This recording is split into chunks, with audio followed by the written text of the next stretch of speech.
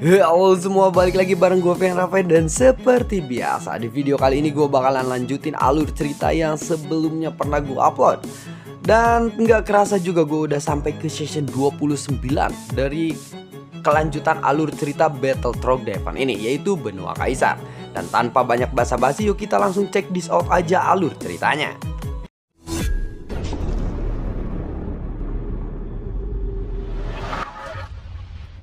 Di episode sebelumnya, Suchang yang menyadari sesuatu, tiba-tiba ada sebuah cangkang kura-kura tepat di belakangnya.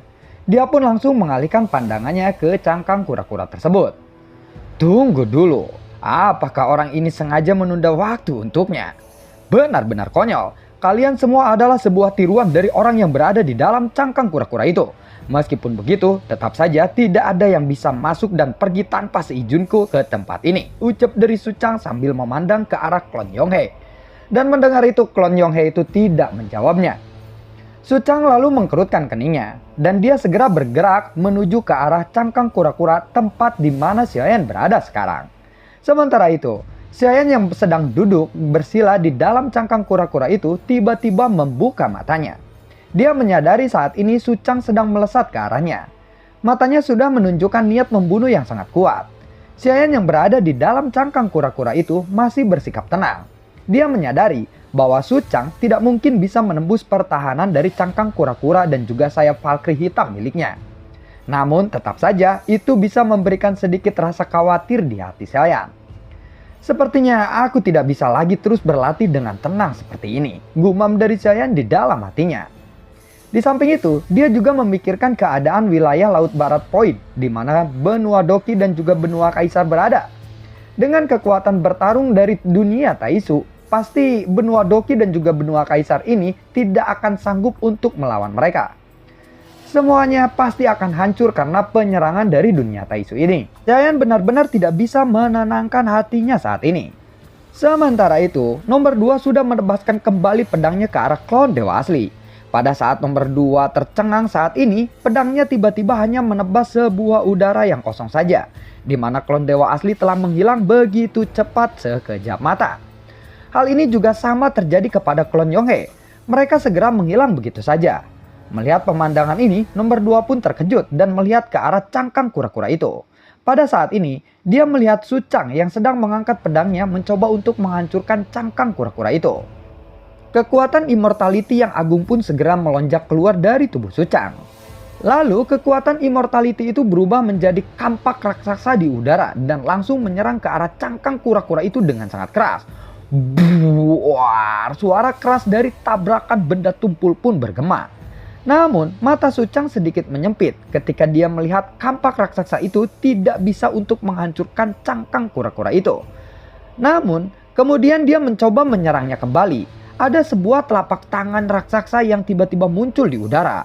Sepertinya dia kali ini menggunakan banyak sekali energi immortality dan mengeluarkan telapak tangan raksasa seperti itu. Namun saat telapak tangan raksasa itu akan mengenai cangkang kura-kura itu, tiba-tiba cangkang kura-kura itu menghilang dan digantikan oleh sosok yang terbang keluar dari dalam cangkang kura-kura itu.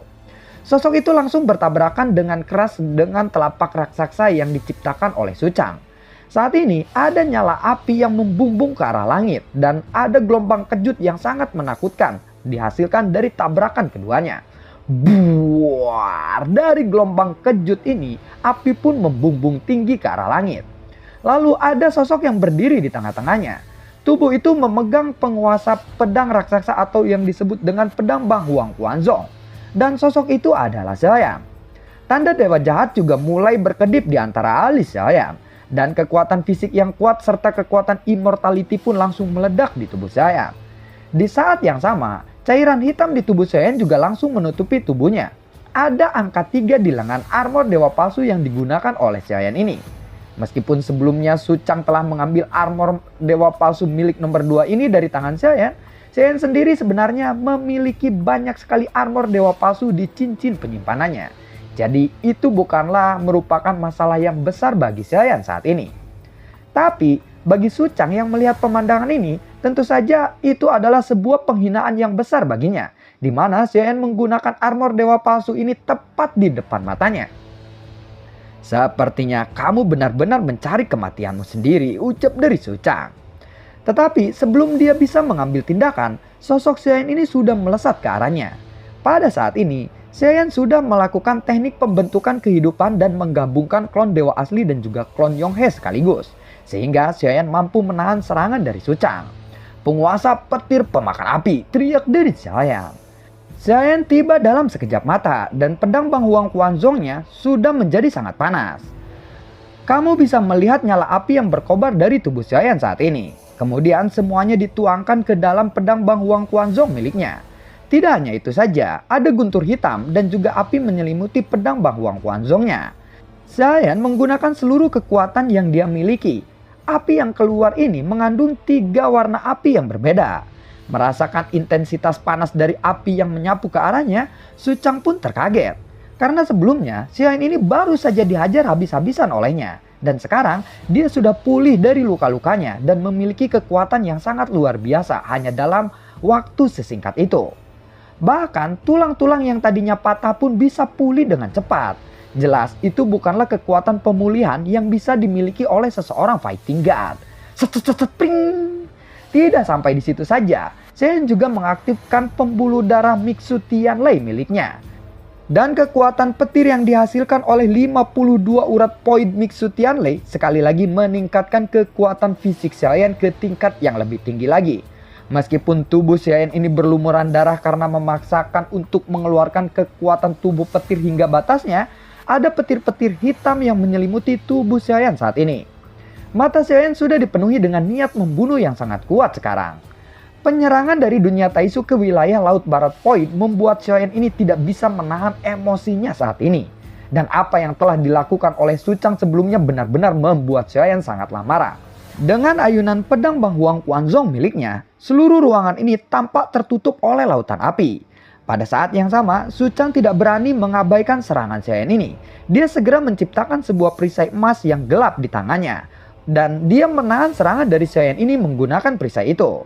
Di saat berikutnya, Xiaoyan ini tiba-tiba melangkah keluar dengan telapak kakinya. Sayap palkri hitam di belakangnya juga langsung muncul dan mengepak. Dia hanya mendengar suara ledakan yang datang dari arahnya saja. Tiba-tiba sosok Xiaoyan pun langsung muncul di depan Suchang. Seperti kilatan petir yang menderu.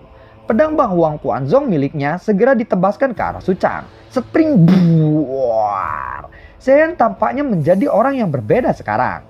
Sebelumnya bagi Suchang, dia hanyalah seseorang yang lemah. Setelah Suchang pingsan sebentar saja, dia pun akhirnya lengah terhadap Xiaoyan ini. Kali ini Xiaoyan muncul dengan kekuatan yang berbeda. Dan itu benar-benar di luar imajinasinya.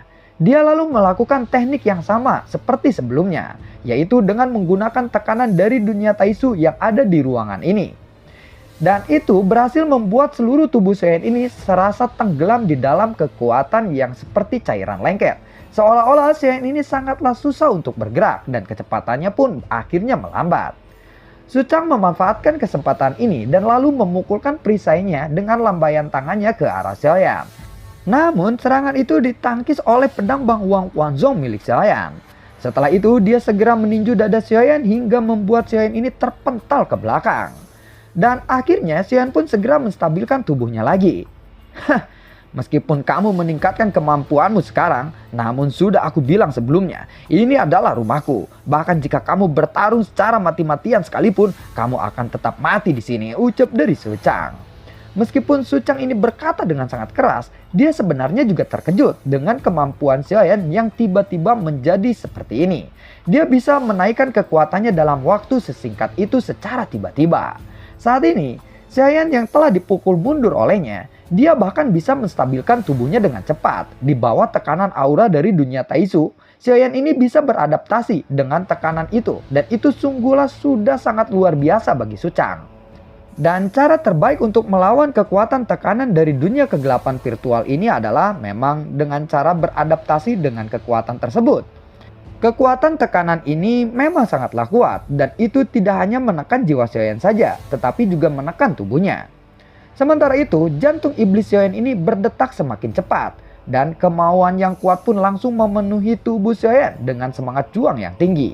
Tidak hanya itu saja, kekuatan petir yang terkandung dari 52 urat poin mengalirkan tekanan kepada tubuh Saiyan hingga membuat tubuh Saiyan ini dilindungi oleh petir. Di bawah tekanan alam gelap dari dunia Taisu, sebenarnya tekanan ini memiliki efek peningkatan kepada tubuh petir Saiyan, dan efek peningkatannya juga cukup bagus, sehingga akhirnya tubuh petir Saiyan ini bisa berkembang seiring Saiyan berada di tempat ini. Semakin lama dia berada di tempat ini dan semakin tertekan tubuhnya, maka peningkatan tubuh petirnya juga akan semakin kuat. Sementara itu, tangan Suchang sudah bergetar dan armor dewa palsu milik Suchang ini berubah menjadi sarung tinju yang menyelimuti tangannya. Segera tubuhnya menyapu ke arah Saiyan dan tinju yang ganas pun melesat ke arah Saiyan. Menghadapi serangan Suchang itu, Saiyan tidak mengelaknya dan dia malah mengangkat kepalanya dan melihat ke arah Suchang dengan sangat tegas. Lalu dia mengayunkan tinjunya ke arah Suchang. Kedua tinju itu pun bertabrakan dengan sengit di udara.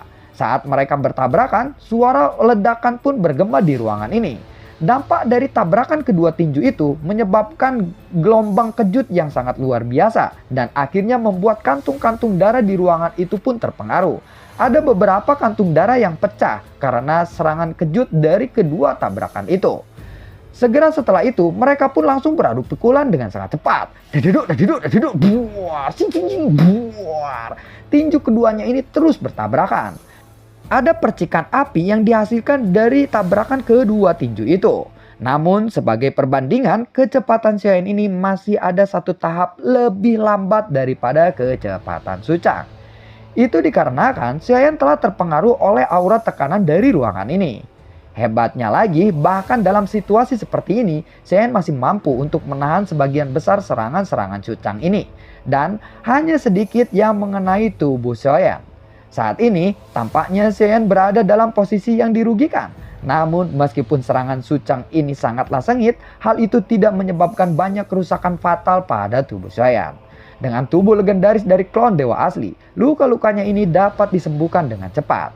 Hanya dalam beberapa detik saja, tubuhnya ini menjadi pulih kembali.